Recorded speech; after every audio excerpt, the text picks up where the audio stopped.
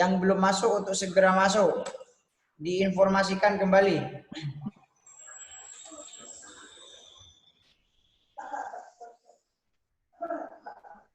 Ini ya masih pada nyari linknya. Linknya langsung dicek. Kevin dibantu temannya. Link sudah Ustadz share di classroom, di beranda, di forum. Di sana sudah ada. Tinggal kalian klik linknya, kalian akan masuk ke Zoom meeting untuk materi IPS hari ini. Jadi untuk yang masih bingung linknya ada di mana, silakan diberitahukan kepada temannya bahwa linknya ada di classroom. Silakan cek di forum. Kalau itu kalau di Facebook mungkin namanya beranda. Atau kalau di IG itu ya di postingan itu, di tempat postingan. Oke, thank you Kevin. Oke, once again, satu lagi Ustadz akan mulai. Jadi yang telat langsung mengikuti. Oke, 30 student. Oke, please for all of you prepare yourself in your table or in front of your laptop or handphone. Oke, silakan dipersiapkan di depan laptopnya, di depan handphonenya untuk Ustadz akan memulai pelajarannya. Oke. Assalamualaikum warahmatullahi wabarakatuh.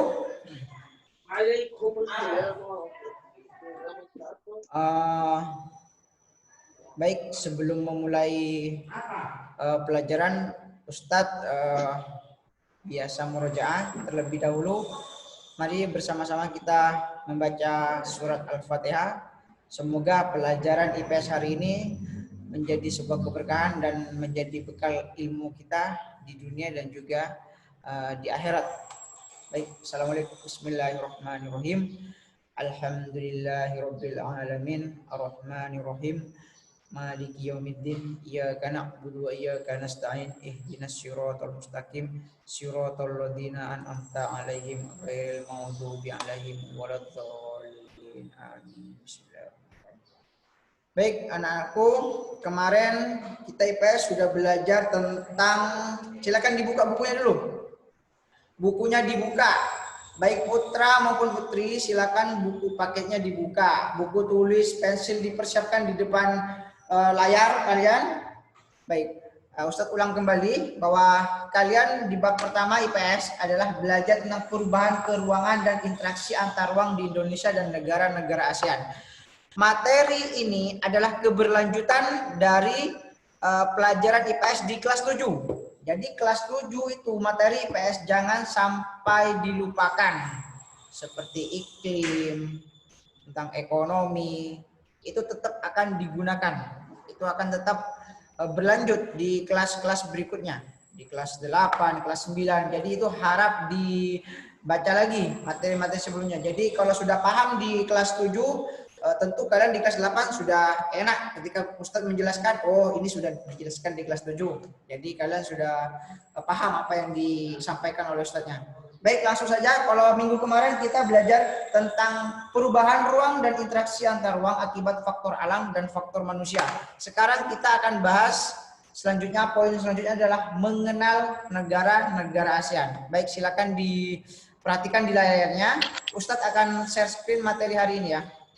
Tapi nggak banyak, tapi Ustadz akan lebih banyak bicara. Silakan kalian perhatikan di layar apabila Ustadz memberikan informasi sesuatu, dan juga dipersiapkan di bukunya karena Ustadz akan menggunakan dua media, menggunakan media layar yang pertama dan yang kedua menggunakan media buku. Makanya buku harus ada. Nah, pertama, baik, kita akan belajar tentang negara-negara ASEAN.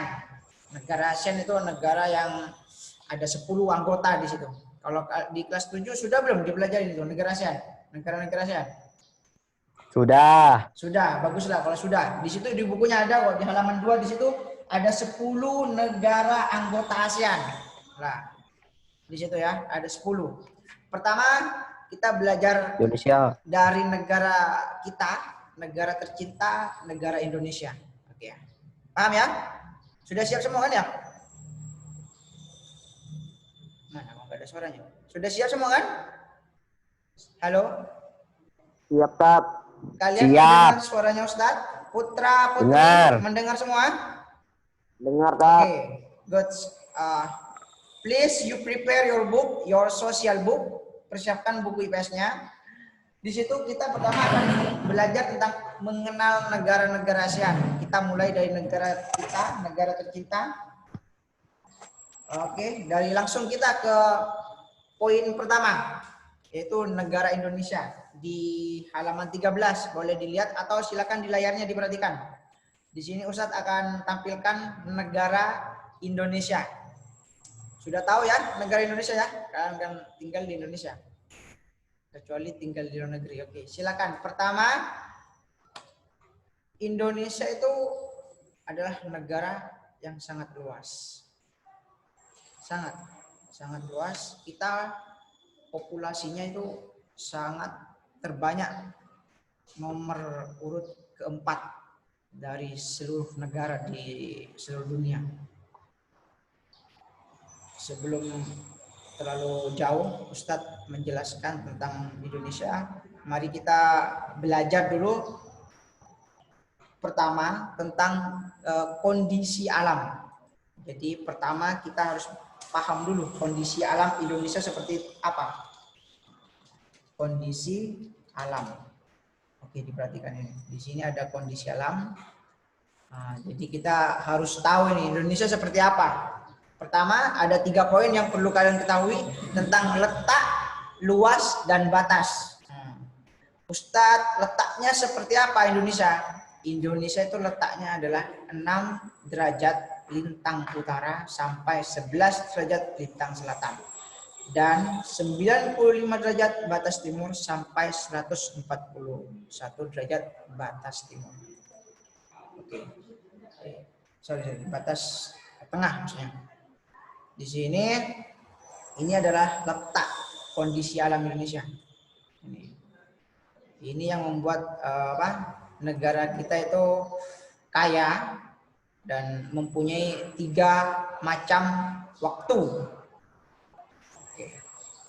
Selanjutnya kita belajar luas Indonesia, luas alam Indonesia. Luasnya itu 5.176.900 km persegi. Oke. Ini luas Indonesia ini.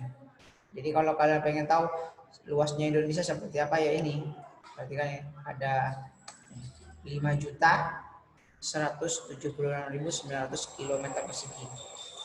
Seperti apa? Yaitu orang ahli-ahli di bidang IPS yang paham itu. Nanti kalian kalau sudah melanjutkan ke jenjang lebih tinggi bisa mempelajari itu. Sekarang pun juga bisa gitu. Terus selanjutnya batas Indonesia. Nah, kalau di situ, kalau coba lihat di situ di peta di halaman 13, coba perhatikan di peta itu Indonesia itu terletak di antara 2 samudra, yaitu Samudra Hindia dan Samudra Pasifik, serta di antara 2 benua, yaitu benua Asia dan benua Australia. Nah, disitulah batas-batas negara Indonesia.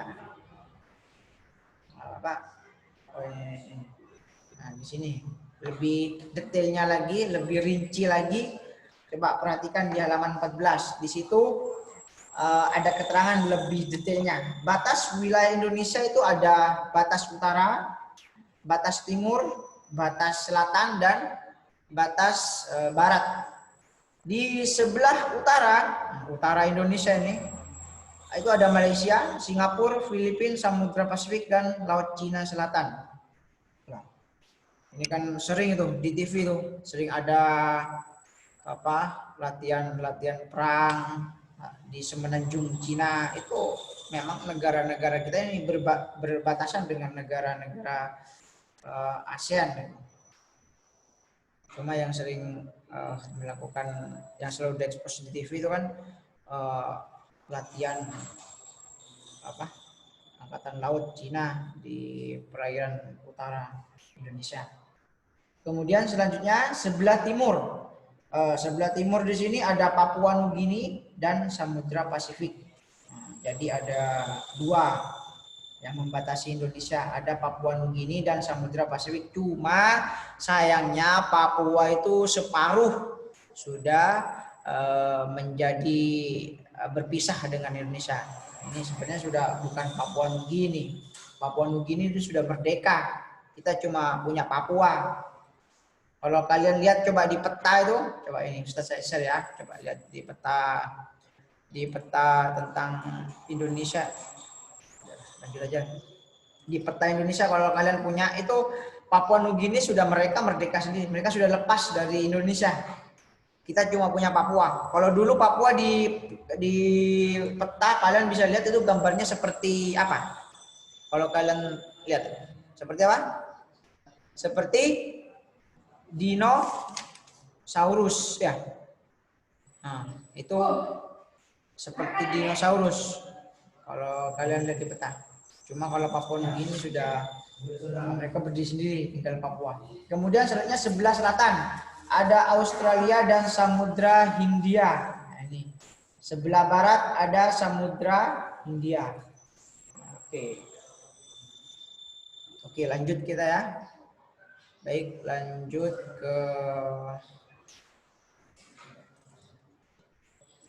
ke bentang alam. Nah, di sini kita belajar selanjutnya poin yang kedua. Poin kedua tentang Indonesia, kita belajar tentang bentang alam Indonesia. Indonesia ini digolongkan menjadi 3 bagian. Indonesia bagian tengah, Indonesia bagian timur, dan Indonesia bagian barat. Ini adalah salah satu anugerah Tuhan yang diberikan kepada Indonesia. Ini patut kita syukurin. Ini cuma negara kita yang mempunyai 3 waktu. 3 waktu di Indonesia itu. Ada 3 waktu. Berbeda itu jamnya. Luar biasa. Subhanallah itu. Itu Indonesia ada bagian tengah. Ada kalau ada WIT. Kalau kalian belajar jam ada WIT, WIB, waktu Indonesia Barat ya. Jadi Indonesia itu ada 3 jam. Kalau kalian lihat peta itu di teropong dari atas itu. Waktu Indonesia itu ada 3 jam, ada 3 macam jam. Jadi ada bagian tengah, timur, dan barat. Itu tidak semua negara mempunyai sesuatu yang sangat luar biasa seperti itu. Itu adalah anugerah Allah yang diberikan kepada negara kita, Indonesia. Jadi kita patut bersyukur dan bangga hidup di negara Indonesia yang banyak orang lain iri sangat kagum kepada kita. Coba perhatikan di situ di halaman 14. Baik, ini rinciannya ya. Untuk bagian barat, Indonesia bagian barat itu ada Pulau Sumatera, Pulau Jawa, Bali, dan Kalimantan. Itu adalah wilayah bagian barat Indonesia. Jadi Pulau Sumatera, Jawa, Bali, dan Kalimantan itu adalah wilayah barat. Kemudian lanjut ke wilayah bagian timur. Di situ ada Pulau Irian, Papua. Jadi bagian timur cuma satu ini. Cuma Papua. Irian Jaya namanya. Terus selanjutnya wilayah Indonesia bagian tengah terdiri dari Pulau Sulawesi, Maluku, dan Nusa Tenggara. Nah, di sini wilayah bagian tengah. Jadi kalau kita Madura atau termasuk Pulau Jawa itu ada di bagian mana? Coba saya tanya, kalian yang mendengarkan, ada di bagian barat. Bagian barat. Jadi jangan sampai ada persepsi pemikiran bahwa wilayah barat itu selalu unggul dari wilayah timur. Jangan sampai. Kadang di masyarakat itu kalian kan generasi ke depan. Kalian yang akan menciptakan sebuah peradaban yang selanjutnya. Jadi jangan sampai ada itu, karena sekarang kasus rasis antara orang Papua dan orang-orang barat, orang wilayah Indonesia wilayah barat, seperti orang kita katakan wilayah apa ini? Kalau wilayah barat tuh Sumatera, Jawa, Bali dan Kalimantan. Itu masih ada itu sebagian masyarakat yang menganggap bahwa orang Papua, orang Timur itu masih masih terkucilkan, masih rendah gitu. Jangan sampai ada seperti itu. Kita walaupun memang secara pendidikan mungkin rendah, tapi ya kita jangan sampai ada melakukan rasis ataupun melecehkan ataupun merendahkan suatu golongan. Itu nggak boleh. Bahkan di agama kita juga tidak boleh kita merendahkan golongan lain. Kita harus sama-sama menghargai, saling menghargai ya. Jadi kalian ini satu Indonesia ini harus bersatu padu, baik dari Papua, dari Sumatera, Kalimantan, orang Jawa, orang Madura. Tidak boleh ada wah kamu orang ini, orang itu, tidak boleh. Kalian itu diciptakan oleh Allah, sudah anugerah berkah dari Allah. Sudah beragam-ragam, bersyukur suku dan berbangsa-bangsa. Oke, itu ya. Bentang alamnya itu. Kemudian selanjutnya iklim. Nah, ini iklim ini sudah diajarkan ini di kelas 7. Jadi Ustaz tidak perlu menjelaskan lagi, tetapi perlu kalian ketahui bahwa iklim di Indonesia itu ada 3. Iklim musim atau muson, iklim tropis, dan juga iklim laut. Apa itu Ustaz? Silakan buka lagi materinya kelas 7. Jadi jangan sampai dibuka, dilupakan kelas 7. Wah, udah selesai aja kelas 7. Enggak ada seperti itu. Jadi kalian tetap kelas 7 itu adalah fondasi dasar kalian untuk materi-materi selanjutnya. Kelas 8, kelas 9. Begitu ya. Sudah, selanjutnya itu sudah 3 poin. Untuk yang pertama tentang kondisi alam.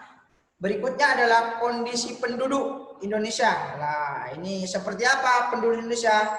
Seperti yang barusan tadi Ustadz jelaskan, diinformasikan sedikit bahwa Indonesia ini menempati urutan keempat terbanyak di seluruh dunia.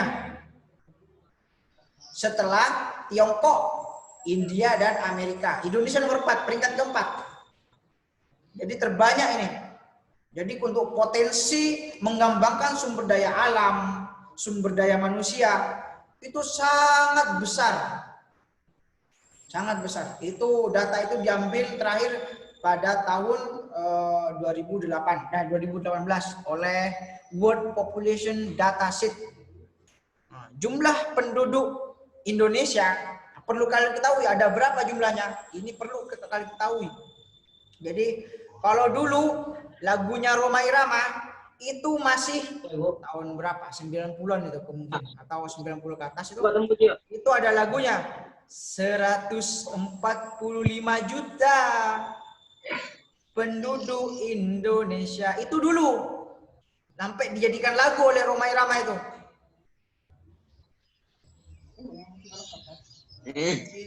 Kalau dulu Rhoma Irama membuat lagu bahwa penduduknya 145 juta. Sekarang, lihat, perhatikan di halaman 15, data terakhir di tahun 2018, Indonesia jumlah penduduknya 265 juta, 6,2 juta jiwa. Ini sangat padat ini Indonesia.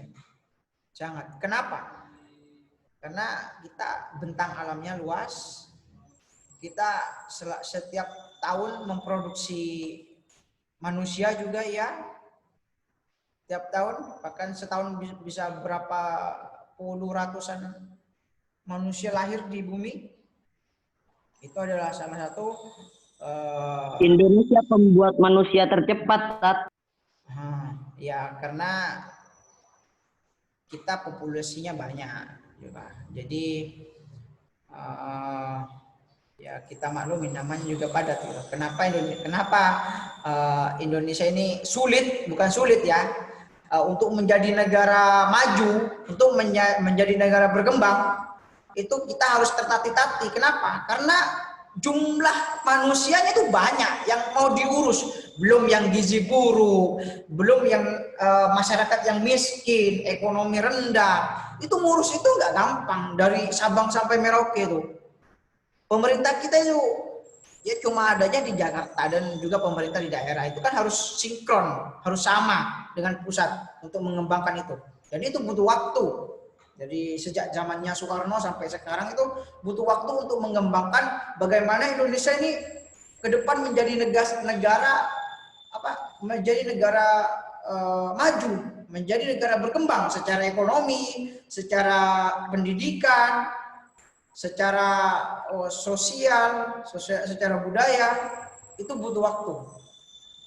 Jadi itu adalah salah satu PR kita bersama, PR kalian juga nanti ke depan, bagaimana Indonesia ini ke depan seperti apa, mau diapain ini Indonesia, itu ada di tangan kalian nantinya. Jadi salah satunya adalah dengan kita menjadi siswa teladan, siswa yang baik, yang menjadi contoh teladan uswatun hasanah ya. Jadi pendidikannya juga bagus, akhlaknya juga bagus, sehingga kita dilihat orang itu memang negara-negara yang mempunyai culture budaya yang baik, yang bagus. Dan juga di situ Indonesia memiliki perhatikan di sini, ada suku bangsa dan keturunan.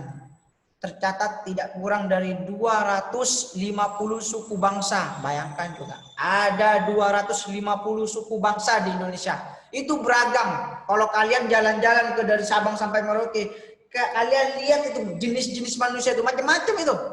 Itu kalian, ya Allah, subhanallah, ini ciptaanmu ya Allah. Itu sangat, kalau kita merenungi, kita tadabbur gitu, melihat bagaimana Allah menciptakan Indonesia dengan 250 suku dan bangsanya. Itu kita dibawa sebagai manusia tidak boleh merendahkan atau mengucilkan sesama bangsa, sesama suku, apalagi sesama Indonesia, bahkan sesama seluruh dunia kita harus saling menghargai gitu.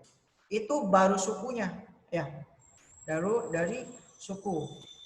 Kemudian lihat di sini jumlah penduduk yang besar di antara suku Jawa. Suku Jawa tertinggi di sini 45%, Sunda 14%, Madura 8% dan Batak 7%. Ini ternyata kita masih yang menduduki terbanyak ya suku Jawa. Makanya kalau pemilihan presiden itu rata-rata kalau orang Jawa maju pasti menang. Pasti itu sejarahnya itu. Dari sejak Soekarno orang Jawa menang karena populasinya memang banyak.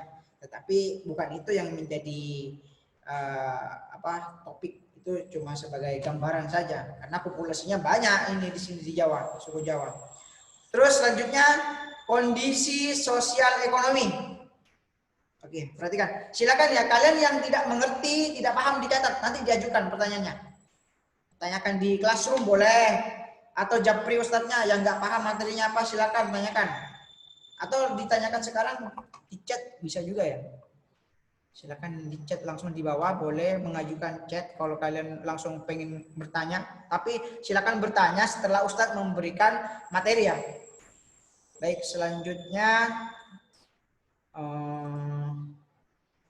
kondisi sosial ekonomi. Nah, ini perlu dan penting. Ini adalah landasan fondasi dasar kalian sebagai bangsa Indonesia.